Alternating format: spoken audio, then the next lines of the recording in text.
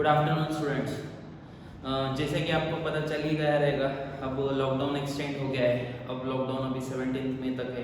17 मई के आगे भी क्या होता है, कहाँ तक और एक्सटेंड होगा या नहीं होगा, ये भी अभी तक पिक्चर क्लियर नहीं है। तो ऐसे स्टेट में हमको क्या करना है, हमको घर बैठ के मैथ्स और अकाउंट्स के दिए हुए असाइनमेंट, टास्क वगैरह जितना भी चीज़ें, होमवर्क वगैरह, वो पार्ट कंप्लीट करना है। डेली बेसिस पे प्रैक्टिस करना है। As well as 12th standard का जो तुम्हारा लेक्चर्स है वो रेगुलर बेसिस पे तुमको देखना है, और उससे रिलेटेड दिए हुए असाइनमेंट्स तुमको कंप्लीट करना है, लर्निंग पार्ट कंप्लीट करना है। तो ये सब चीज़ें तुमको फिर भी करते रहना है। लॉकडाउन ओपन हुआ नहीं हुआ वो सेकेंडरी चीज़ है, पर तुमको रेगुलर बेसिस पे हम जो लेक्चर्स तुमको प्रोवाइड कर रहे हैं वो लेक्चर्स तुमको डेली बेसिस पे सुनना है। अब लास्ट लेक्चर हमारा लॉगरिथम वाला पार्ट कंप्लीट हो गया था। आज हम लोग नया चैप्टर स्टार्ट करने वाले हैं। नया चैप्टर जो है simple interest, compound interest, annuity से रिलेटेड है। जिस चैप्टर का नाम है, जो सीक्वेंस के हिसाब से देखें तो तुम्हारा चैप्टर नंबर 4 है, और उस चैप्टर का नाम है time value of money. Time value of money मतलब क्या है? पैसों की भी कुछ कीमत होती है, और वो टाइम के हिसाब से चेंज होती है, या टाइम के हिसाब से डिफर करती है, या टाइम के हिसाब से तुम बोल सकते हो उसको कैलकुलेट कर सकते हैं। अब ये क्या है, कंसेप्ट्स क्या है, इसमें चीज़ें क्या पढ़ने वाले हम लोग? टाइम वैल्यू ऑफ मनी में हम लोग 4 चीज़ें पढ़ने वाले हैं इस चैप्टर में। एक है सिंपल इंटरेस्ट, नाम में ही सिंपल है और एक्चुअल में भी सिंपल ही है, सिंपल इंटरेस्ट। फिर कंपाउंड इंटरेस्ट, फिर इफेक्टिव रेट ऑफ इंटरेस्ट, उसके बाद एन्युटी। अब बच्चों, ये जो चैप्टर है हमारा टाइम वैल्यू ऑफ मनी, पहली बात टाइम वैल्यू ऑफ मनी का मतलब क्या है ये समझ लेते हैं। अब जब कभी तुम लोग पैसे कहीं पे इन्वेस्ट करते हो, या जब कभी तुम लोग पैसे किसी को लोन पे देते हो, तो लोन पे देने का टाइम रहता है, इन्वेस्ट करने का टाइम रहता है, और वो टाइम के हिसाब से तुमको रिटर्न्स मिलते हैं। जैसे कि समझाता हूँ तुमको, तुमने बैंक में एफडी किया तो एफडी का तुमको टाइम पूछेंगे, कितने टाइम के लिए तुमको एफडी करना है, फिक्स डिपॉजिट करना है, तो तुमने वो टाइम बताया, उतने टाइम का तुमको रिटर्न्स मिलेगा। जैसे कि तुमको अगर बैंक में गए रहेगे और एफडी का फॉर्म वगैरह फिलअप किया रहेगा, तो एफडी का फॉर्म फिलअप करने से पहले वहाँ पे एक एफडी के फॉर्म में ना फिलअप करते हो तुमको एक सेंटेंस दिखेगा, time period for which you want to do fix deposit. तो टाइम पीरियड तुमको वहाँ पे पूछा जाएगा, तो टाइम पीरियड में फिर तुम्हारा क्वेश्चन ये रहेगा कि हम लोग टाइम पीरियड मतलब कितने टाइम के लिए एफडी करें, तो कितने टाइम के लिए एफडी करें, तो उसके लिए तुम बैंक में देखोगे, बैंक में इटसेल्फ कहीं तो भी दीवारों पे उन्होंने स्टिकर लगाया रहेगा, या नोटिस बोर्ड पे उन्होंने लगाया रहेगा, नोटिस रखी, उसमें नोटिस बोर्ड पे उन्होंने लिखा रहेगा कि जो फिक्स डिपॉजिट है वो फिक्स डिपॉजिट तुम लोग 60 डेज से लेके 90 डेज तक करोगे तो उसका XYZ रेट ऑफ इंटरेस्ट रहेगा, 90 डेज से 180 डेज करोगे तो उसका XYZ रेट ऑफ इंटरेस्ट रहेगा, 180 डेज से 360 डेज करोगे तो उसका XYZ रेट ऑफ इंटरेस्ट रहेगा, 1 साल से लेके 2 साल का रेट ऑफ इंटरेस्ट रहेगा। तो ऐसा पूरा चार्ट रहेगा जिसमें उन्होंने टाइम पीरियड के हिसाब से इंटरेस्ट रेट लिखे रहेंगे। मतलब तुम जितना ज्यादा टाइम के लिए इन्वेस्ट करोगे उतना ज्यादा रेट ऑफ इंटरेस्ट तुमको रिटर्न में मिलेगा जब तुम एफडी करने के लिए बैंक में जाओगे। सिर्फ एफडी ही नहीं, तुम बाकी कोई भी टाइप का इन्वेस्टमेंट ले लो, जितना टाइम के लिए करते हो उतने टाइम के हिसाब से तुमको रिटर्न्स ज्यादा मिलने चाहिए। तो रिटर्न्स किस हिसाब से, किस बात के, वो सब चीजें समझाता हूँ। मान लो तुम्हारे पास 1 लाख रुपए है, और वो 1 लाख रुपए तुमने घर में तिजोरियों में ही रखे, तब वो 1 लाख रुपए तिजोरी में रखने के बाद 1 साल बाद तुम तिजोरी खोल के देखोगे तो 1 लाख का तुमको 2 लाख दिखेगा, या 1 लाख का 1 लाख से ज्यादा दिखेगा। कैसा ऐसा कुछ दिखने वाला है क्या तुमको? नहीं। तुमने 1 लाख जितना इन्वेस्ट किया है, ये सॉरी तिजोरी में रखा है, बस तुमको उतना ही रिटर्न में मिलेगा। तिजोरी में तुमको ज्यादा अमाउंट नहीं मिलने वाला है। क्यों? क्योंकि वो अमाउंट कहीं पे इफेक्टिव या प्रोडक्टिव पर्पस के लिए यूटिलाइज नहीं हो रहा है। अगर तुम वही 1 लाख रुपए कहीं पे इन्वेस्ट करते हो, बैंक में इन्वेस्ट करते हो, तो बैंक क्या करती है, तुम्हारे से 1 लाख रुपए एक्सेप्ट करके सामने किसी को लोन दे रही है। मतलब बैंक तुम्हारे पैसों से कुछ कमा रही है। अब बैंक अगर तुम्हारे पैसों से कमा रही है तो उनके कमाई में का कुछ हिस्सा वो तुमको भी देगी, क्योंकि उनके कमाई में तुमने उनको हेल्प किया कैपिटल प्रोवाइड करके। तो जब तुम बैंक में डिपॉजिट एक्सेप्ट करते हो या बैंक में जाके पैसे डिपॉजिट करते हो, मतलब बैंक क्या कर रही है, डिपॉजिट को एक्सेप्ट कर रही है और सामने पैसे को लेंड करने का काम कर रही है। तो जो पैसा लेंड कर रही है उससे इंटरेस्ट ले रही है, और जो डिपॉजिट जिनसे एक्सेप्ट किया है उनको इंटरेस्ट देना पड़ेगा। मैंने जिससे कि बोला बैंक तुमसे पैसा लेके खुद पैसा कमा रही है तो उस कमाई का हिस्सा तुमको देना चाहिए बैंक ने, तो bank in the form of interest तुमको पे करती है। ऑफ कोर्स ये कंसेप्ट तो ऐसा ही रहेगा, जहाँ पे बैंक जब डिपॉजिट एक्सेप्ट करती है तो उस डिपॉजिट का जो रेट ऑफ इंटरेस्ट रहेगा वो ऑफ कोर्स कम रहेगा as compare to bank loan देती है। जब बैंक लोन देती है तो उसका रेट ऑफ इंटरेस्ट ज्यादा रहेगा और बैंक डिपॉजिट एक्सेप्ट करती है उसका रेट ऑफ इंटरेस्ट कम रहेगा, और इस दोनों का डिफरेंस जो रहेगा वो बैंक का इनकम रहेगा। मैं बैंक का ही क्यों एग्जांपल ले रहा हूँ, क्योंकि ये मेजॉरिटी कंसेप्ट्स तुमको बैंक में देखने मिलेगी। तुम बैंक में गए, तुमने एफडी किया, तो कुछ बैंक एफडी का जो इंटरेस्ट का कैलकुलेशन रहता है वो सिंपल इंटरेस्ट मेथड से करती है, कहीं कहीं पे तुमको कंपाउंड इंटरेस्ट मेथड दिखेगा।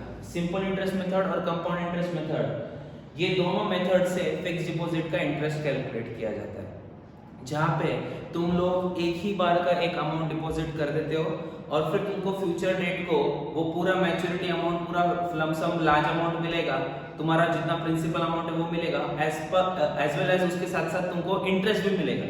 मतलब तुम्हारा एक लार्ज अमाउंट तुमको मिलेगा प्लस इंटरेस्ट मिलेगा, वो तुम्हारा मैच्योरिटी अमाउंट रहेगा। तो ये कैलकुलेशन, इंटरेस्ट का कैलकुलेशन सिंपल इंटरेस्ट मेथड से भी हो सकता है, कंपाउंड इंटरेस्ट मेथड से भी हो सकता है। कंपाउंड मतलब क्या रहेगा, ये मैं जब कंसेप्ट सिखाऊंगा तब मैं तुमको क्लियर करूंगा। अभी इस फिलहाल के लिए सिर्फ शॉर्ट में समझाता हूँ मैं। सिंपल इंटरेस्ट मेथड में डायरेक्ट फॉर एग्जांपल 1 लाख के ऊपर 10% इंटरेस्ट है तो 1 लाख के ऊपर 10% मतलब 10,000 रुपए, ऐसा कैलकुलेशन किया जाता है। यहाँ पे वैसा नहीं कैलकुलेशन किया जाता है। यहाँ पे कंपाउंडिंग किस बेसिस पे हो रहा है, मंथली हो रहा है, क्वार्टरली हो रहा है, 6 मंथली हो रहा है, ईयरली हो रहा है, उस हिसाब से इंटरेस्ट पे इंटरेस्ट कैलकुलेट किया जाता है। याद रखना, कंपाउंड इंटरेस्ट में मैंने तुमको बोला था इंटरेस्ट पे इंटरेस्ट। जब कंपाउंड इंटरेस्ट वाला कंसेप्ट सिखाऊंगा तब ये सेंटेंस याद रखना तुम लोग, अलकेश सर ने बोला था कि इंटरेस्ट पे इंटरेस्ट, इंटरेस्ट पे इंटरेस्ट कैलकुलेट किया जाता है। इफेक्टिव रेट ऑफ इंटरेस्ट क्या रहता है, कंपाउंड इंटरेस्ट सिंपल इंटरेस्ट से ज्यादा रहता है। मतलब अगर तुम कंपाउंडिंग मेथड से इंटरेस्ट कैलकुलेट करोगे तो इंटरेस्ट का अमाउंट ज्यादा आएगा as compare to simple interest method से इंटरेस्ट कैलकुलेट करोगे। तो यहाँ पे इंटरेस्ट का अमाउंट कैलकुलेट किया, यहाँ पे इंटरेस्ट का अमाउंट कैलकुलेट किया, यहाँ का इंटरेस्ट अमाउंट ज्यादा आता है। तो यहाँ का इंटरेस्ट अमाउंट ज्यादा आया तो उसका परसेंटेज क्या है, परसेंटेज मतलब हमको कितना परसेंटेज ज्यादा मिला, तो जो परसेंटेज हमको मिलता है उसको बोलते हैं हम इफेक्टिव रेट ऑफ इंटरेस्ट। और एन्युटी क्या है ये समझाता हूँ मैं तुमको। जैसे कि फॉर एग्जांपल अब तुम में से किसी का बर्थडे है, तो तुम में से किसी का बर्थडे है तो बर्थडे की पार्टी होगी। अब लॉकडाउन में बाहर नहीं निकलना है तुमको, तो लॉकडाउन खत्म होने के बाद सब चीज़ें रेगुलराइज होने के बाद पार्टी तो हम लेकर ही रहेंगे, ठीक है। हमारे बर्थडे को उसने मांगी थी, तुम्हारे फ्रेंड्स ने मांगी थी, अब उनके बर्थडे को तो हम लेकर ही रहेंगे, बाद में लेंगे पर लेकर ही रहेंगे। तो अब पार्टी होगी, तो जब पार्टी होगी तो पार्टी के केस में फॉर एग्जांपल उसके जेब में पूरे पैसे नहीं पार्टी देने के लिए और उसको कहीं पे तुमको लेकर जाना है पार्टी के लिए, तो अब वो क्या करेगा, थोड़े पैसे उसने कुछ पिगी बैंक में जमा करके रखे रहेंगे, पिगी बैंक फोड़ेगा, वहाँ से पैसे कुछ निकालेगा। फॉर एग्जांपल 10 फ्रेंड्स को लेकर जाना है पार्टी के लिए और 10 फ्रेंड्स को लेकर जाने का एक्सपेंस 2500 रुपीज़ है, फॉर एग्जांपल 2500 रुपीज़ है, उसमें से पिगी बैंक में से उसको सिर्फ 500 रुपीज़ ही मिले। अब 500 रुपीज़ मिले तो अब बचे हुए 2000 रुपये लेंगे तो लाएंगे कहाँ से, तो अब उसने सोचा कि 2000 रुपये पापा से मांगते। अब वो एज यूजुअल अपने फादर के पास गया, फादर को बोला मुझे 2000 रुपये चाहिए, मेरे बर्थडे की पार्टी देने की है, मेरे सारे फ्रेंड्स के बर्थडे पार्टी पे मैं भी गया था तो वो भी मेरे से डिमांड कर रहे हैं। पापा बोले कि बर्थडे तो हो गया, कितना टाइम हो गया, अभी काय की पार्टी, चल चुप बैठ। तो ऐसा बोल के तुमको भगा देंगे, पर फिर तुमको फिर से बुलाएंगे और बोलेंगे बेटा तेरे को कितने पैसों की जरूरत है। फिर तुम जब बोलोगे 2000 तो आंखें बड़ी कर देंगे, बोलेंगे 2000 इतने पैसों की क्या करना है तुमको। तो फॉर एग्जांपल तुम्हारे फादर ने तुमको 2000 रुपये पूरे नहीं दिए, 1000 रुपीज़ ही दिए। अब रिमेनिंग 1000 रुपीज़, क्योंकि 500 तुम्हारे पास थे, 1000 रुपीज़ तुम्हारे फादर ने दिए।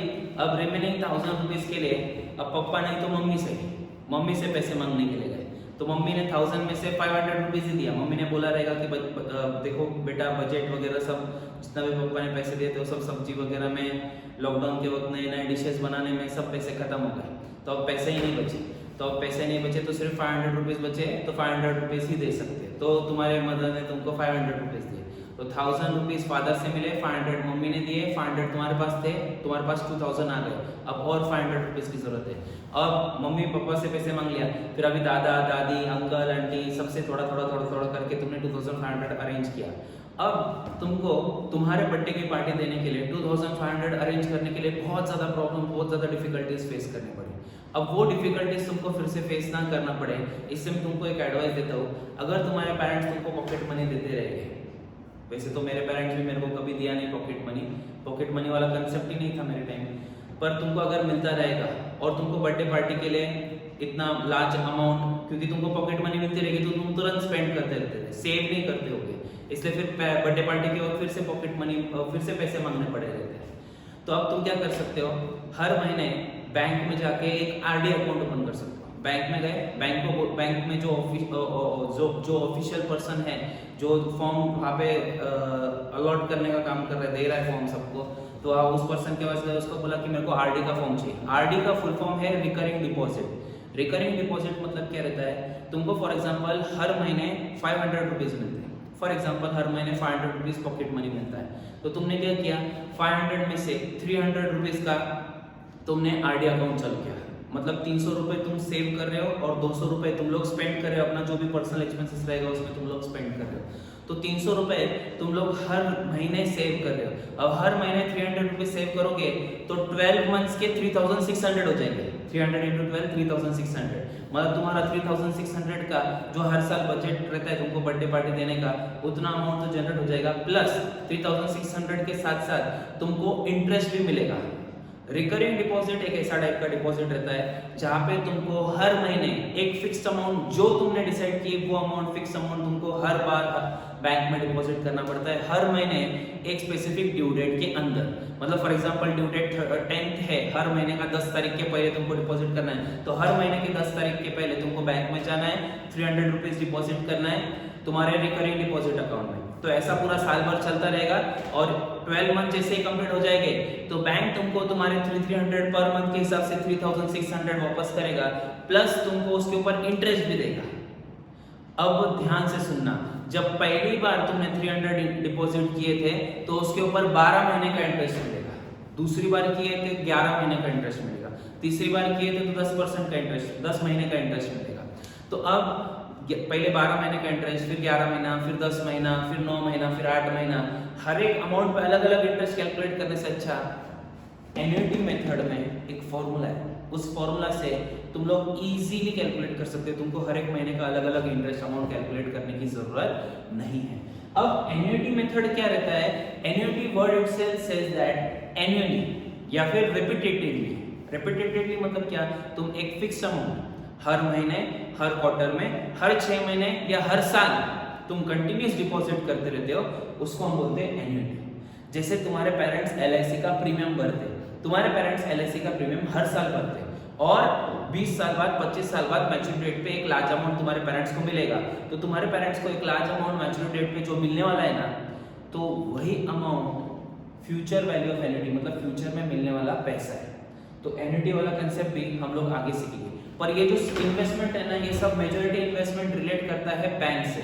सिंपल इंटरेस्ट तुमने FD किया, कंपाउंड इंटरेस्ट में भी FD आया, सिंपल इंटरेस्ट में तुम्हारा सेविंग डिपॉजिट अकाउंट भी आया, सेविंग डिपॉजिट के ऊपर भी सिंपल इंटरेस्ट से कैलकुलेट किया जाता है। Effective rate of interest, compound interest और सिंपल इंटरेस्ट, इन दोनों के रेट ऑफ इंटरेस्ट में जो डिफरेंस आता है उससे रिलेटेड रहता है। मतलब इसका जो रेट ऑफ इंटरेस्ट है, वो रेट ऑफ इंटरेस्ट अगर एक्चुअल में तुम कैलकुलेट करो तो वो इफेक्टिव रेट ऑफ इंटरेस्ट बनता है।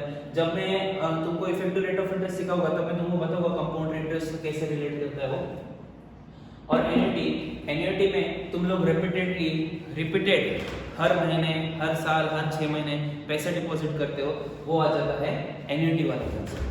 अब बच्चों जरा ध्यान से देखो, टाइम वैल्यू ऑफ मनी, इसका नाम टाइम इस हिसाब से रखा है कि तुम जितना टाइम के लिए करोगे उतने टाइम के हिसाब से तुमको रिटर्न मिलेगी, क्योंकि तुम उतने टाइम तक सामने वाले को पैसा यूज करने दे रहे हो। अब जैसे फॉर एग्जांपल तुमने किसी बिजनेस ऑर्गेनाइजेशन को लोन दिया, अब तुम किसी बिजनेस ऑर्गेनाइजेशन को लोन दे रहे हो, तो बिजनेस ऑर्गेनाइजेशन वो तुम्हारे दिए हुए पैसों से पार्टी तो नहीं करने वाला, ऑफ कोर्स वो तुम्हारे पैसे प्रोडक्शन पर्पस के लिए कहीं पे इफेक्टिव पर्पस के लिए यूटिलाइज कर रहा है, मतलब तुमने दिए हुए पैसे से वो कुछ पैसे कमा रहा है, तो उस कमाई में से वो तुमको तुम्हारा शेयरिंग देगा, जिसको हम बोलते हैं प्यार से इंटरेस्ट। और यहाँ पे हर जगह पे हम लोग इंटरेस्ट ही कैलकुलेट कर रहे हैं, interest as well as maturity date पे हमको अमाउंट कितना मिलेगा।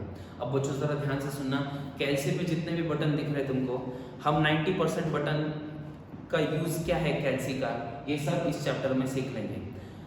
ये चैप्टर जब खत्म होगा, एक प्रॉमिस करता हूँ, पहले लेक्चर में प्रॉमिस करता हूँ, एक सम रहेंगे, कुछ सम ऐसे रहेंगे जो 1.5 पेज के सम्स रहेंगे, 1 पेज 1.5 पेज के सम रहेंगे, वो 10 सेकंड में तुमको मैं कैलसी पे कैसे सॉल्व करते हैं शॉर्टकट सिखा दूंगा, जहाँ पे तुम 10 सेकंड में सीख लोगे कि कैलसी पे तुम लोग सम कैसे सॉल्व कर सकते हो, वो भी बहुत ज़्यादा फास्ट 10 सेकेंड्स में तुमको मैं सिखा दूंगा कि सम कैसे सॉल्व कर सकते हैं। अब बड़े बड़े सम जो तुम कैलसी पे शॉर्टकट में सॉल्व कर सकते हो, पर वो मैं तुमको लास्ट में बताऊंगा, तब तक के लिए तुमको सॉल्व करते हो सारे कंसेप्ट डिटेल में ही सॉल्व करने हैं। Simple interest, compound interest, effective rate of interest और एनटी, ये 4 कंसेप्ट से ये चैप्टर कंप्लीट होता है। बच्चों ये चैप्टर बहुत ज़्यादा यूजफुल है CA foundation point of view से।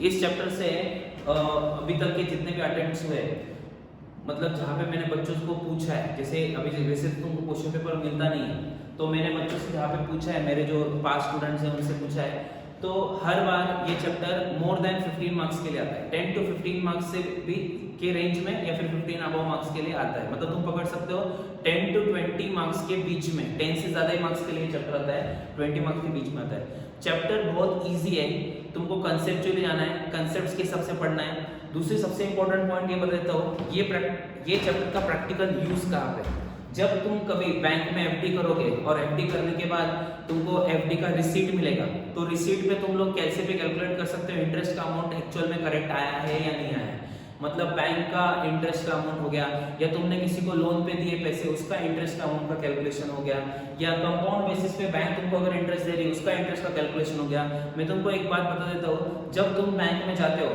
और बैंक में जाने के बाद आरडी अकाउंट ओपन करते हो एन्युटी बेसिस पे या कंपाउंड इंटरेस्ट बेसिस पे इंटरेस्ट का कैलकुलेशन करते हो, और तुम फॉर एग्जांपल उस बैंक में एफडी ओपन करना है, तुमको एफडी अकाउंट ओपन करना है, तुम बैंक में गए, बैंक में एफडी का फॉर्म भरा, फॉर्म भरने के बाद बैंक वाले को पूछा इंटरेस्ट का कैलकुलेशन कैसे होता है, बैंक वालों ने बोला कि कंपाउंड बेसिस पे हम लोग इंटरेस्ट का कैलकुलेशन करते हैं। अब बैंक वालों ने जैसे तुमको बोला कंपाउंड बेसिस पे हम लोग इंटरेस्ट का कैलकुलेशन करते हैं, तो फिर तुमने उनको पूछा मैं 1 लाख रुपए का एफडी कर रहा हूँ, 15 महीने के लिए एफडी कर रहा हूँ, तो बताओ मुझे मैच्योरिटी डेट पे अमाउंट कितना मिलेगा। तो मैं तुमको बता देता हूँ 90% बैंक्स में तुमको कैसा मिलेगा, वो तुम्हारा 1 लाख रुपीज सॉफ्टवेयर में पुट करेंगे, 15 मंथ्स वहाँ पे टाइप करेंगे, रेट ऑफ इंटरेस्ट चार्ट पे देखेंगे रेट ऑफ इंटरेस्ट क्या है, वो रेट ऑफ इंटरेस्ट वहाँ पे पुट करेंगे, एंटर का बटन प्रेस करेंगे, मैच्योरिटी अमाउंट उनका सॉफ्टवेयर कैलकुलेट करके देगा। उनके सॉफ्टवेयर ने जो मैच्योरिटी अमाउंट कैलकुलेट करके दिया है, वही अमाउंट मैं 10 सेकंड में कैलकुलेटर पे कैसे कैलकुलेट करते हैं उनसे भी पहले मैं तुमको सिखा सकता हूँ फास्ट। जितना फास्ट तुमको करते रहेगा उतना फास्ट मैं तुमको बता दूंगा कि तुम इतना फास्ट कैसे क्या कर सकते हो, और वो भी एक्यूरेट अमाउंट के साथ, मतलब उनका अमाउंट और तुम्हारा अमाउंट 100% मैच होना चाहिए। एक बार उनके सॉफ्टवेयर में प्रॉब्लम आ सकता है और तुम्हारे कैलकुलेशन में कैलसी में कभी प्रॉब्लम नहीं आ सकता है, तो इतना फास्ट हम लोग कैलकुलेट करेंगे। तो क्योंकि तुम्हारा ये जो मैथ सब्जेक्ट है, बिजनेस मैथमेटिक्स है, स्टैटिस्टिक्स और लॉजिकल रीजनिंग, इसमें हर एक जो सम तुमको सॉल्व करना है वो तुमको 1 मिनट में करना है, और 1 मिनट में सम करने के लिए तुम्हारे पास उतना फास्ट कैलकुलेशन करने के स्किल्स होने चाहिए, कैलसी को यूज करते आना चाहिए। तो इस चैप्टर में हम लोग कैलसी का यूजेज भी सीखेंगे, कैलसी के जो फीचर्स है, बाकी के बटन्स है जो हमने अभी तक यूज नहीं किए, इतना ज़्यादा यूज नहीं किया कैलसी को, तो उसका यूज फास्ट बेसिस पे कैसे होगा और इजीली हम लोग उसका यूज कैसे कर पाएंगे, ये सब चीज़ें हम लोग इस चैप्टर में सीखने वाले हैं। ठीक है, टाइम वैल्यू ऑफ मनी फिर से एक बार बता देता हूँ, ये चैप्टर यही बताता है कि तुमने एक स्पेसिफिक टाइम तक किसी को पैसे यूज करने दिया है, और वो पैसों से वो पर्सन जिसको तुमने पैसे यूज करने के लिए दिया है, वो पर्सन तुम्हारे लिए हुए पैसे कहीं प्रोडक्टिव पर्पस के लिए यूज करके वो उन पैसों से कुछ अर्न कर रहा है। अगर वो कुछ अर्न कर रहा है तो तुमको रिटर्न में कुछ ना कुछ रिटर्न्स देना बनता है। इसी को बोलते हैं हम टाइम वैल्यू ऑफ मनी, मतलब टाइम के हिसाब से पैसों की कीमत लगाई जाए। जैसे फॉर एग्जांपल मैं तुमको बहुत एग्जांपल्स दे सकता हूँ। अगर आज का 1 रुपया कंसिडर किया जाए और 10% के हिसाब से कंसिडर किया जाए, तो आज का 1 रुपया 1 साल पहले, मतलब मैं पीछे जा रहा हूँ 2019, अभी 2020 में हम लोग 2019 में 10% के हिसाब से अगर कैलकुलेट करूँ तो 2019 में वो 1 रुपए का वैल्यू था 0.909090, मतलब 90 पैसा वैल्यू था 1 साल पहले, और वो 90 पैसे का आज वैल्यू है 1 रुपया। 90 पैसे का आज का वैल्यू क्या है? 1 रुपया। मैं 10% के हिसाब से कैलकुलेट करूँ। वैसे ही अगर 10% के हिसाब से और आगे कैलकुलेट करें 2021 में आज का 1 रुपए का वैल्यू क्या है? आज का 1 रुपए का वैल्यू है 1.1 रुपी। 1.1 कैसे कैलकुलेट किया मैंने? 1 रुपये के ऊपर 10% मतलब 10 पैसा, 10 पैसा और 1 रुपया, इन दोनों को ऐड किया तो 1.1 रुपी होता है। तो 1 साल के बाद उसका वैल्यू है 1.1 रुपी। मतलब वैल्यू ऑफ रुपी वो हमेशा बढ़ता जाएगा अगर तुम पैसे कहीं पे इन्वेस्ट करते रहोगे। वो 10% से भी बढ़ सकता है, 5% से भी बढ़ सकता है, 6% से भी बढ़ सकता है, डबल भी हो सकता है, डिपेंडिंग ऑन योर इन्वेस्टमेंट। अगर तुम वो पैसे शेयर मार्केट में इन्वेस्ट कर रहे हो और तुम्हारा शेयर कंपनी अच्छा निकला और तुमने बहुत कम रेट में शेयर लिया था, तो तुम्हारा 1 लाख का 2 लाख भी हो सकता है। अगर तुम लोग बैंक में एफडी करोगे तो बैंक में तुमको हार्डली 6%, 5%, 6% तक इंटरेस्ट रेट मिलता है। तो 1 लाख का 1,06,000 होगा 1 साल बाद।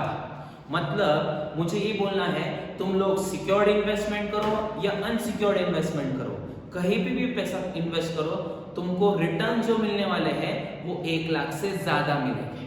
अब 1 लाख से ज्यादा मिलेंगे और वही 1 लाख अगर तुम तिजोरियों में रखते तो तुमको 1 लाख के बदले तिजोरी खोलने के बाद 1 साल बाद 1 लाख ही मिलते, 1 लाख से ज्यादा नहीं मिलते। क्यों?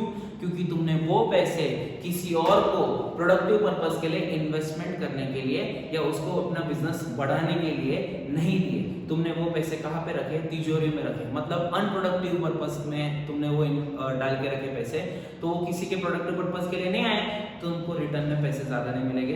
1 लाख रुपए तुम्हारी तिजोरी में है, 1 साल बाद 1 लाख रुपए ही रहेंगे, पर वो पैसे तुम कहीं पे इन्वेस्ट करोगे तो उसका वैल्यू बढ़ सकता है। अब तुम्हारे मन में एक क्वेश्चन है कि शेयर मार्केट में वैल्यू बढ़ सकता है क्या? डिपेंडिंग तुमने कैसा शेयर बाय किया है, कौन सा शेयर बाय किया। 1 लाख का 2 लाख भी हो सकता है, 1 लाख का 10 रुपया भी हो सकता है। लेकिन अगर तुम सिक्योर्ड इन्वेस्टमेंट करते हो, जैसे कि बैंक में एफडी किया, तो 1 लाख का 1,06,000 होगा, पर 1 लाख से कम अमाउंट तुमको बिल्कुल भी नहीं मिलेगा। तुमको 1 लाख रुपया मिलना है मतलब मिलना है। बैंक को ऑब्लिगेशन रहता है कि तुम्हारा इन्वेस्टमेंट अमाउंट देना ही देना है, as well as interest amount भी देना है। अगर बैंक बैंकक्रप्ट हो जाती, मतलब बैंक के पास पैसा नहीं तुमको देने के लिए, तो तुम्हारे 1 लाख तो उनको देना ही बनता है। उनके एसेट सारे बिक जाएंगे, एसेट बेचने का जो पैसा आएंगे उसमें से तुमको तुम्हारा 1 लाख रुपया तो भी मिलेगा। इसलिए बैंक में पैसा इन्वेस्ट करना हमेशा सिक्योर्ड इन्वेस्टमेंट माना जाता है। सिक्योर्ड इन्वेस्टमेंट क्यों माना जाता है? क्योंकि वहां पे तुमने जितना भी पैसा इन्वेस्ट किया है तुमको उतना प्लस इंटरेस्ट मिलने का गारंटी रहता है, अश्योरेंस रहता है। पर शेयर मार्केट में बिल्कुल भी अश्योरेंस नहीं रहता है। इससे तुम जितना भी म्यूचुअल फंड शेयर मार्केट वगैरह से रिलेटेड ऐड देखोगे तो बहुत बार ये टैगलाइन यूज होता है, सोचकर समझकर इन्वेस्ट कर, या फिर mutual funds are subject to market risk वाला भी टैगलाइन तुमने सुना ही रहेगा। तो ये सब चीजें तुमको इन्वेस्टमेंट से रिलेटेड बताई जाती है कि तुम ये अनसिक्योर्ड इन्वेस्टमेंट में इन्वेस्ट करोगे तो तुमको रिस्क उठाना पड़ेगा, और जितना रिस्क उठाओगे उतना, अलकेश सर का फंडा क्या है, जितना ज्यादा रिस्क उतना ज्यादा रिटर्न्स। तो शेयर मार्केट हो गया, म्यूचुअल फंड्स हो गए, जो रिस्की इन्वेस्टमेंट है, अनसिक्योर्ड इन्वेस्टमेंट है, वहां पे तुमको ऑफकोर्स रिटर्न ज्यादा मिलेंगे। बैंक हो गया सिक्योर्ड इन्वेस्टमेंट है, LIC सिक्योर्ड इन्वेस्टमेंट है, तो सिक्योर्ड इन्वेस्टमेंट के केस में तुमको रिटर्न्स कम ही मिलेंगे। लेकिन एक चीज ध्यान से समझो, तुमको रिटर्न्स मिलेंगे, तो रिटर्न्स मिलेंगे तो 1 लाख से ज्यादा अमाउंट मिलेगा। तो अब फिलहाल के लिए इस चैप्टर में शेयर मार्केट को कंसिडर मत करना, इस चैप्टर में पूरी तरह बैंक को ही कंसिडर करना। जितना बैंक को कंसिडर करोगे उतना फटाक से चैप्टर समझेगा और कैलकुलेशन भी फास्ट होगा। समझ में आ रहा है? तो बैंक को कंसिडर करेंगे तो ये चैप्टर तुमको बहुत इजी जाएगा, क्योंकि बैंक में यही टाइप का कैलकुलेशन चलता है। Banking activity, bank major activity क्या करता है? बैंक डिपॉजिट एक्सेप्ट करता है और मनी लेंड करता है। और बैंक के लिए मेन सोर्स ऑफ इनकम क्या है? बैंक के लिए main source of income interest ही है। और ये चैप्टर में हर जगह पे हम क्या पढ़ रहे हैं? इंटरेस्ट ही पढ़ रहे हैं। कैलकुलेशन पे हर जगह पे क्या करना है? इंटरेस्ट का ही कैलकुलेशन करना है। तो यहाँ पे time value of money chapter में तुम बैंक को कंसिडर करके इस चैप्टर को पढ़ोगे तो तुमको बहुत ज़्यादा ईजी जाएगा ये चैप्टर, ठीक है। धीरे धीरे करके हम लोग सीक्वेंस के सबसे सब चीज़ें पढ़ेंगे, जैसे simple interest, compound interest, effective rate of interest और एन्युटी। सबसे लास्ट में एन्युटी होगा, ठीक है। अब तुम तुम्हारे रजिस्टर ओपन करो फटाक से, उसमें ये टाइम वैल्यू ऑफ मनी का चैप्टर का नाम लिखो और ये सब लिखो, ये जितना भी मैंने ड्रॉ किया ये सब लिखो। सीक्वेंस के सबसे हम लोग ये सब पढ़ेंगे। Time value of money chapter का नाम लिखो, simple interest, compound interest, effective rate of interest और एन्युटी। अब बहुत से स्टूडेंट्स के मन में ये डाउट रहेगा कि सर वो प्रोपोर्शन के लिए पेज छोड़े या नहीं छोड़े। प्रोपोर्शन के लिए काम करो, पेज मत छोड़ो, प्रोपोर्शन वाला पार्ट जाने दो। अभी टाइम वैल्यू ऑफ मनी का ये जो है वो एज इट इज लिख लो, और लिखने के बाद फिर जब time value of money chapter हो जाएगा फिर उसके बाद आगे देखेंगे प्रोपोर्शन का कैसा करना है, कब पढ़ना है, ठीक है। अब फिलहाल के लिए हम लोग ये चैप्टर देखेंगे। जो चैप्टर है ना मैं तुमको लाइव में बहुत अच्छे से पढ़ा सकता हूँ, तो वो चैप्टर को मैं साइड मतलब कुछ कुछ जैसे देखो मैंने तुमको बोला था लॉगरिथम का टेबल, तो टेबल अवेलेबल नहीं है तो लॉगरिथम से रिलेटेड टेबल वाला पार्ट मैं तुमको लाइव बैच में ही पढ़ूंगा। तो कुछ कुछ चीजें ऐसी है जो मैं लाइव बैच में पढ़ूंगा, पर कुछ कुछ चीजें ऐसी है जो मैं तुमको वर्चुअल बेसिस पे तुमको समझेगा, अच्छे से समझेगा और मैं तुमको उतने अच्छे से बता भी पाऊंगा। तो वो सारी चीजें मैं तुमको अच्छे से बता पा रहा हूँ, ठीक है। अब फिलहाल के लिए सब लिख लो फटाक से।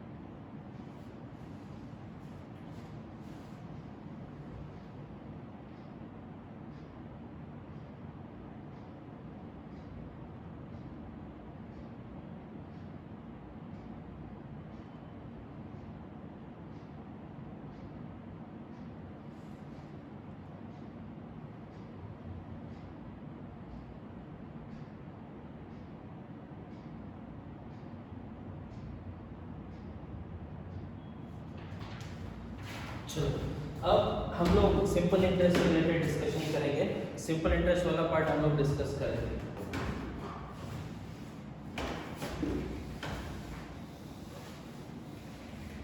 आज इंट्रोडक्शन लेक्चर ये जिसमें मैंने सिर्फ तुमको थोड़ा बहुत ओवरव्यू दिया है, ठीक है। ये सारे जो चैप्टर में हम लोग सीखने वाले हैं उससे रिलेटेड मैंने थोड़ा बहुत ओवरव्यू दिया है, पर एक चीज समझ लेना बच्चों, जो भी मैंने ओवरव्यू दिया है उसमें जब वो पार्ट स्टार्ट होगा तब हम लोग उसको और ज्यादा डिटेल में पढ़ेंगे। इन केस तुमको इंट्रोडक्शन लेक्चर में कुछ चीजें समझ में आ रही है, कुछ चीजें कंफ्यूजन क्रिएट हो रहा है तो होने दो, क्योंकि जब मेन कंसेप्ट चालू होगा, जब एक एक पार्ट को डिटेल में एक्सप्लेनेशन होगा तब तुमको और मजा आएगा सीखने के लिए। ये चैप्टर बहुत इंटरेस्टिंग है और प्रैक्टिकल पॉइंट ऑफ व्यू बहुत ज्यादा इंपॉर्टेंट है। बहुत बार ऐसा भी ये चैप्टर जब हो जाएगा ना तुम्हारा, तो तुम्हारे पेरेंट्स ने एफडी किया रहेगा तो एफडी की रिसीट निकालो, देखो कैलकुलेशन कैसे करते हैं। ये जब चैप्टर खत्म हो जाएगा उसके बाद देखना, तो तुम्हारा इंटरेस्ट का अमाउंट तुम लोग खुद शॉक हो जाओगे और तुम्हारे पेरेंट भी उल्टा शॉक होगा कि तुमको इतना कैसे क्या पता है कि तुम लोग अभी फॉर एग्जांपल तुमने 11th स्टैंडर्ड जस्ट कंप्लीट किया, जस्ट 12th स्टैंडर्ड में आ गए और तुमको कैलकुलेशन इतना फास्ट करते आ रहा है और इतना फास्ट तुम कैलसी को यूज भी कर पा रहे हो, सारे फीचर्स भी यूज कर पा रहे हो, तो एक अच्छी बात रहेगी तुम्हारे लिए कि तुम लोग धीरे धीरे क्या कर रहे हो, डेवलप कर रहे हो। और जो चीजें तुमको लेट पता होती थी फ्यूचर में तो वो आज ही पता चल रही है, तो अच्छा है, तुमको यूज भी करते आ रहा है कैलसी एज वेल एज तुम लोग इंटरेस्ट का कैलकुलेशन भी इतना फास्ट कर पा रहे हो, जिससे फिर तुमको भी समझेगा कि जो मैं इधर बैठ के सिखा रहा हूँ तुमको simple interest, compound interest, annuity, उसका प्रैक्टिकल इम्पैक्ट क्या है। मतलब हम जो डे टू डे लाइफ में या फिर हम जो हमारे एजुकेशनल सिस्टम अपना जो डिजाइन है उसमें हम जो पढ़ रहे हैं उसका प्रैक्टिकल यूज है या नहीं है, या आगे हमको देखने को मिलेगा या नहीं मिलेगा। तो बहुत से स्टूडेंट्स के मन में ये भी डाउट रहता है कि मैथ्स हम लोग पढ़ रहे हैं सर, इतना सब कर रहे हैं, तो इसका आगे यूज़ है या नहीं है। तो जो चैप्टर का यूज़ है, जहाँ जहाँ यूज़ है ना, मैं तुमको पहले इन्फॉर्म कर देता हूँ कि ये चैप्टर का यहाँ यूज़ है, ये चैप्टर का यहाँ यूज़ है, ये सारे चैप्टर्स। और दूसरी चीज़ है ना, मैथ्स ये एक ऐसा सब्जेक्ट है जो तुम्हारे लॉजिक्स क्लियर करता है, तुम्हारा थिंकिंग पावर इंक्रीज करता है कि तुम फटाफट सोच सको, ट्रिकी सम को सॉल्व कर सको, फॉर्मूलाज। क्योंकि देखो एक चीज़ समझ लो, मैथ्स तुमको सिर्फ फाउंडेशन लेवल पे, पर ध्यान से सुनना, मैथ्स तुमने अच्छे से समझा और मैथ्स की पढ़ाई अच्छे से की, जिसमें तुमने सारे कंसेप्ट्स वगैरह क्लियर कर लिए, इसका फ़ायदा कहाँ होगा मैं बता देता हूँ। क्योंकि मेरा 11th के बाद जो मैंने सीपीटी में 11th स्टैंडर्ड 12th स्टैंडर्ड में जो मैथ्स पढ़ा सीपीटी में, तो सीपीटी में जो मैथ्स पढ़ा बहुत अच्छे से मेरा मैथ्स हो गया था। तो मैथ्स इतना अच्छे से होने की वजह से फ़ायदा आगे कहाँ होता है मैं तुमको ये बताता हूँ। मैथ्स कहीं पे आगे यूज़ नहीं होता है, मतलब उसका आगे कहीं पे वो सब्जेक्ट आने नहीं वाला तुमको फिर से, पर उसका फ़ायदा कहाँ होता है बता देता हूँ। जब तुम एग्जीक्यूटिव में आ जाओगे, सॉरी एग्जीक्यूटिव बोल रहा हूँ, इंटरमीडिएट में आ जाओगे, इंटरमीडिएट और फाइनल में तुमको फाइनेंशियल मैनेजमेंट और स्ट्रेटेजिक फाइनेंशियल मैनेजमेंट करके एक सब्जेक्ट है, बहुत इंपॉर्टेंट सब्जेक्ट है फाइनेंशियल मैनेजमेंट। आज भी बड़े बड़े कंपनीज में फाइनेंशियल मैनेजमेंट से रिलेटेड एक पर्सन अपॉइंट किया जाता है। बहुत से मेजोरिटी बड़े बड़े कंपनीज में फाइनेंस मैनेजर करके एक पर्सन अपॉइंट किया जाता है जो पूरे फाइनेंस को हैंडल करता है, और वो फाइनेंस को कैसे हैंडल करता है और फाइनेंस को किस किस तरीके से हैंडल किया जा सकता है, वो सब रिलेटेड सब्जेक्ट्स तुमको फाइनेंशियल मैनेजमेंट और स्ट्रेटेजिक फाइनेंशियल मैनेजमेंट जो कि इंटरमीडिएट और फाइनल में तुमको सीखना है आगे जाके।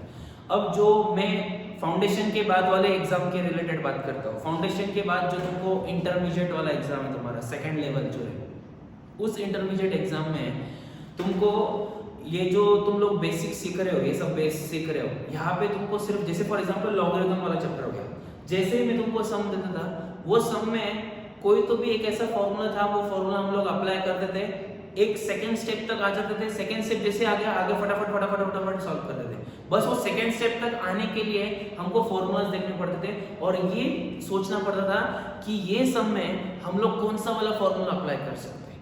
वैसे ही सेम फाइनेंशियल मैनेजमेंट करके एक सब्जेक्ट रहेगा तुमको इंटरमीडिएट में बच्चों। इंटरमीडिएट में जब फाइनेंशियल मैनेजमेंट वाला सब्जेक्ट तुम लोग देखोगे, उस सब्जेक्ट में भी तुमको बहुत सारे फॉर्मूलाज रहेंगे और वो फॉर्मूलाज में से तुमको कौन सा फॉर्मूला अप्लाई करना है ये भी तुमको बहुत अच्छे तरीके से आना चाहिए।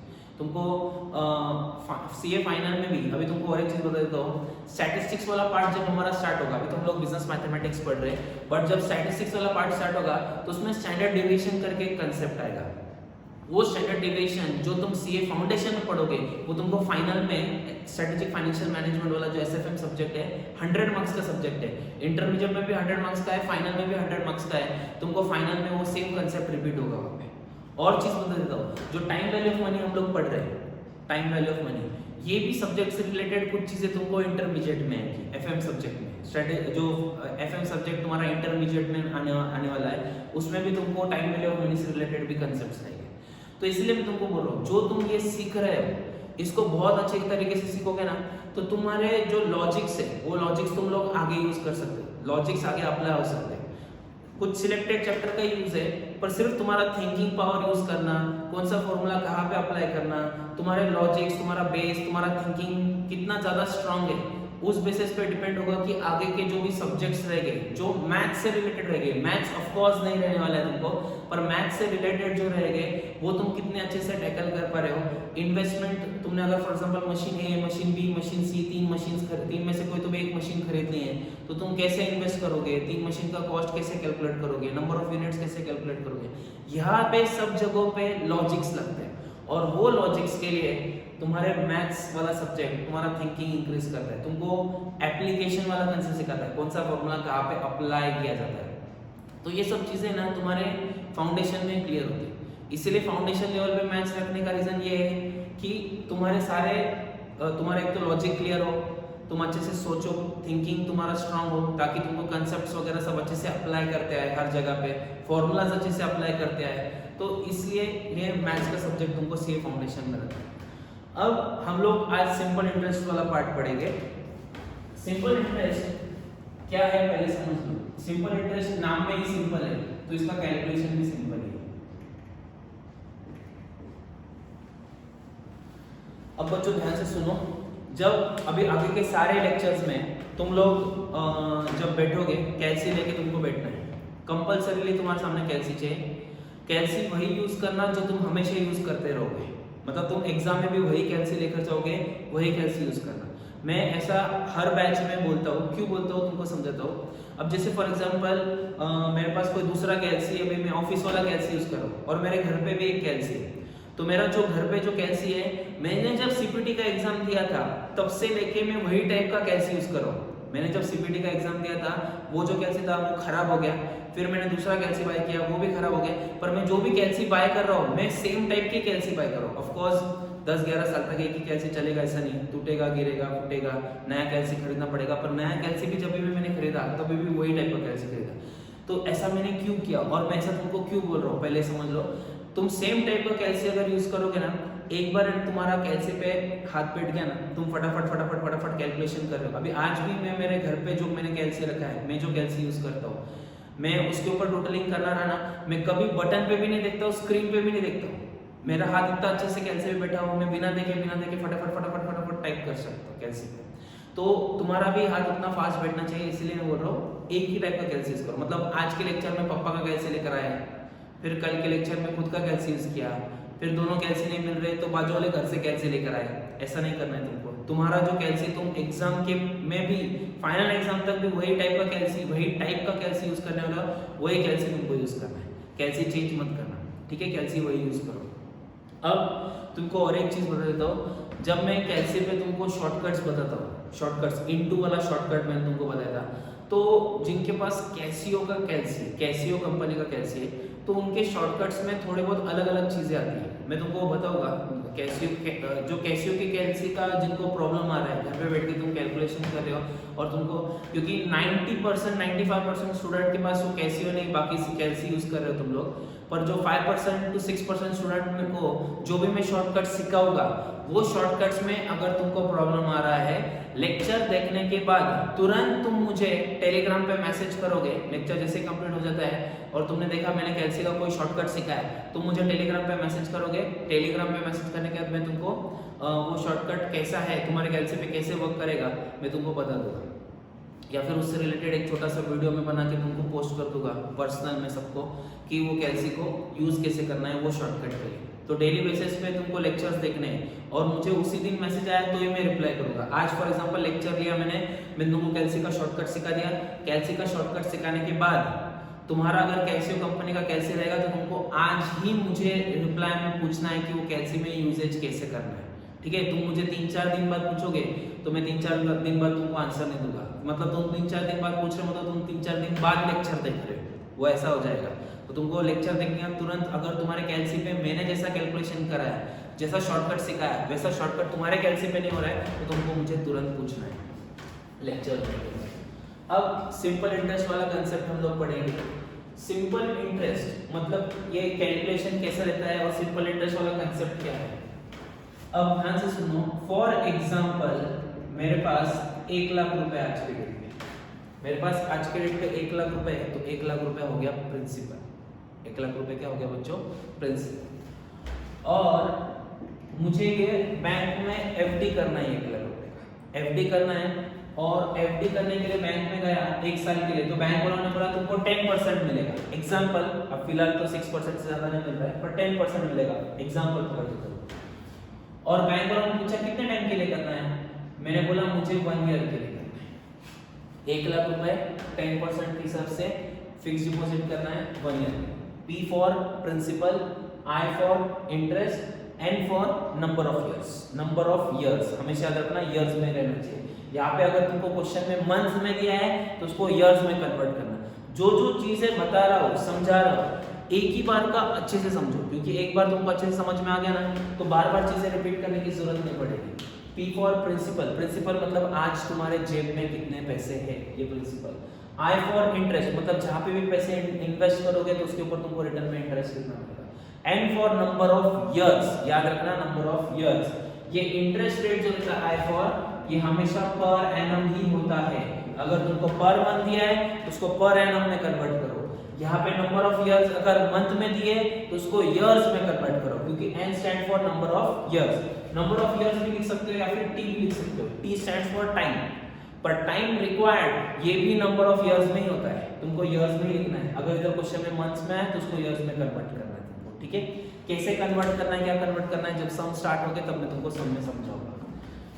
अब 1 लाख रुपए का एफडी करना है, 10% के हिसाब से करना है, 1 साल के लिए करना है। तो अब इसका कैलकुलेशन कैसा करेंगे, बैंक वाले क्या करेंगे, बैंक वाले 1 लाख रुपए, 1 लाख रुपए का तुमको एफडी करना है, तो बैंक वाले क्या करेंगे, 1 लाख रुपए तुमसे ले लेंगे। सबसे पहली चीज 1 लाख रुपए लेंगे ना, फिर उसके ऊपर तुमको 10% मिलने वाला है, और कितने टाइम के लिए मिलने वाला है, 1 ईयर के लिए। तो 1 लाख पे 10% फॉर 1 ईयर। इसका अगर बिना कैलसी को यूज किए कैलकुलेशन करें तो कैसे आएगा, 1 लाख इंटू 10% मतलब 10/100। परसेंटेज का साइन अगर हटाना है तो 10/100 करना पड़ेगा, इंटू 1 ईयर। 1 को मल्टीप्लाई करो तो वही आएगा, 0 0 कट 0 0 कट, कितना आता है, 10,000 अमाउंट आता है। कितना अमाउंट आता है, 10,000। मतलब बच्चों ध्यान से सुनो, 1 लाख रुपए का मैं एफडी करूंगा तो 1 साल बाद मुझे 10,000 रुपए मिलेंगे, और मेरे 1 लाख रुपए का क्या होगा, वो 1 लाख रुपए भी मिलेंगे, ठीक है। मतलब ध्यान से सुनो, मुझे आफ्टर 1 ईयर, 1 साल बाद, 1 साल बाद जो मुझे पैसे मिलेंगे वो कितने मिलेंगे, मेरे 1 लाख रुपए तो मुझे पूरे ही मिलने चाहिए। ऑफ कोर्स मैंने 1 लाख रुपए इन्वेस्ट किए तो मेरे 1 लाख रुपए तो पूरे ही मिलने चाहिए, प्लस बैंक को मैंने पैसा दिया, बैंक ने मेरे से लिया हुआ पैसा कहीं और इन्वेस्ट किया, तो बैंक ने उस पैसों से कुछ कमाया, तो उस कमाई में से मुझे भी मेरा हिस्सा मिलना चाहिए। तो मुझे मेरा हिस्सा कितना मिला, 10,000। मतलब जब 1 साल कंप्लीट हो जाएगा और 1 साल बाद मैं बैंक के पास जाऊंगा मेरे पैसे वापस मांगने के लिए, तो बैंक मुझे क्या देगी, 1 लाख रुपए तो देगी, प्लस 1,10,000 रुपए ऊपर का इंटरेस्ट। मतलब टोटल अमाउंट मुझे कितना मिलने वाला है, 1,10,000। तो अगर ये 1 लाख रुपए मैं तिजोरी में रखता तो 1 लाख रुपए 1 साल बाद 1 लाख रुपए रहते, पर 1 लाख रुपए मैंने बैंक में इन्वेस्ट किए तो 1 साल बाद वो 1 लाख रुपए कितने हो गए, 1,10,000 हो गए। तो 1,10,000 मुझे रिटर्न में इन्वेस्टमेंट के ऊपर रिटर्न और मेरा मैच्योरिटी अमाउंट रहेगा, समझ में। तो अब ये 1 लाख रुपए क्या था मेरा प्रिंसिपल, और ये 10,000 रुपए क्या था इंटरेस्ट। 1 lakh principal, 10,000 interest. अब ध्यान से सुनना, जो भी हमने कैलकुलेशन किया है उसी से हम लोग फॉर्मूला बनाएंगे। अब ध्यान से सुनो, ये जो 10,000 है, ये 10,000 रुपए में बोल सकता हूँ मेरा इंटरेस्ट अमाउंट है। ये जो 10,000 रुपए है, 10,000 रुपए मेरा इंटरेस्ट अमाउंट है, और ये जो 1,10,000 रुपए है ये मेरा फाइनल अमाउंट है जो मुझे मैच्योरिटी डेट पे मिलने वाला है या नहीं बच्चों।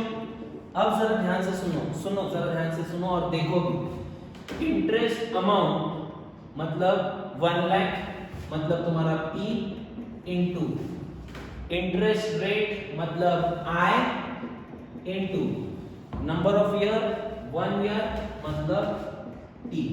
मतलब इन शॉर्ट कंक्लूजन क्या है, कंक्लूजन ये है, इंटरेस्ट का तुम्हारा फॉर्मूला बन गया interest amount equals to PIT। ये तुम्हारा पहला फॉर्मूला बन गया, interest amount equals to PIT, interest amount आता है। यहाँ पे फाइनल अमाउंट का कैलकुलेशन, ये क्या है तुम्हारा P प्लस ये 10,000 रुपए क्या है, कैपिटल I यहाँ पे स्मॉल I मतलब रेट हो गया, परसेंटेज हो गया, कैपिटल I मतलब इंटरेस्ट का अमाउंट हो गया। कैपिटल I मतलब क्या हो गया, इंटरेस्ट का अमाउंट। ये इंटरेस्ट का अमाउंट है और स्मॉल I क्या है, रेट ऑफ इंटरेस्ट। तो अमाउंट का फॉर्मूला क्या हो गया, amount is equal to principal plus interest. Amount A for final amount is equal to principal plus interest। final amount is equal to principal plus interest। Board पे ध्यान देना बच्चों, board पे ध्यान देना। is equal to के नीचे is equal to P plus ये I की जगह पे, ये कैपिटल I है ना हमारा, ये I की जगह पे मैं ऐसे लिख सकता हूँ PIT। ध्यान से देखना, amount is equal to principal plus interest था, amount is equal to principal plus interest. अब फिलहाल के लिए एक चीज समझ लेना, यहाँ पे मैं पी आई टी सिर्फ अल्फाबेट यूज कर रहा हूँ, वो अल्फाबेट के बारे में क्या है वो सब फॉर्मूला पेज पे लिखा के दूंगा, टेंशन मत लेना। अभी फिलहाल के लिए जो जो मैं बोल रहा हूँ ओरली वो जरा ध्यान से सुनो और देखो भी, देखो जरा ध्यान से। अब ये जो कैपिटल आई है, ये कैपिटल आई की जगह पे मैंने क्या लिख लिया, P I T, capital I की जगह पे आ गया पी आई टी, ये P एज इट इज लिखा। ये amount is equal to principal plus interest, यहां से है amount is equal to principal plus interest. तुमको ऑफ कोर्स 1,10,000 मिलने वाले हैं, तुमने कमेंट किया पहले ही बोला मुझे, और 1,10,000 मिलने वाले तो P प्लस I हो गया, I मतलब PIT हो गया। अब इसमें से क्या कॉमन निकाल सकता हूं मैं, P कॉमन निकाल सकता हूं।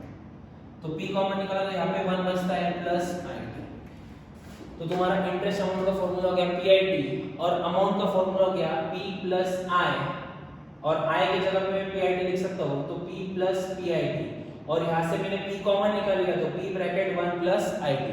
तो तुमको अगर अमाउंट का फॉर्मूला यूज करना है, अमाउंट का फॉर्मूला, तो अमाउंट के लिए तुम ये वाला भी फॉर्मूला यूज कर सकते हो, ये वाला भी यूज कर सकते हो, ये वाला भी यूज कर सकते हो, डिपेंडिंग अपॉन क्वेश्चन, तुमको कैसा क्वेश्चन पूछा गया है उस हिसाब से तुम तीनों में से कोई भी एक फॉर्मूला यूज कर सकते हो। इंटरेस्ट का फॉर्मूला मैंने तुमको दे दिया ऊपर बोर्ड पे, ठीक है। अब फिलहाल के लिए फॉर्मूला पेज पे तुमने सिंपल फॉर्मूला जो फर्स्ट पेज है तुमने उधर time value of money chapter का नाम लिखा, उसमें क्या क्या पढ़ने वाले वो एरो करके लिखा। अब तुम्हारा फॉर्मूला पेज जो स्टार्ट होगा उसमें सबसे पहले पॉइंट नंबर 1 ये लिखो, पॉइंट नंबर 2 ये लिखो, फटाफट लिखो, पॉइंट नंबर 1 पॉइंट नंबर 2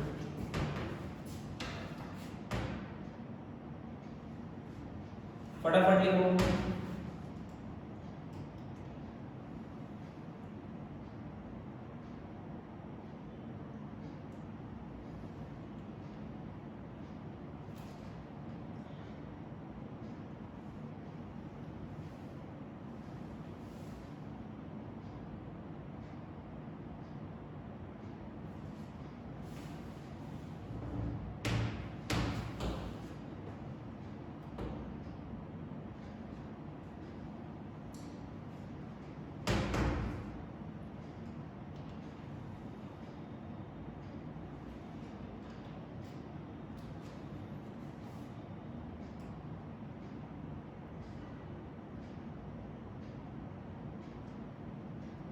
चलो हो गया बच्चों,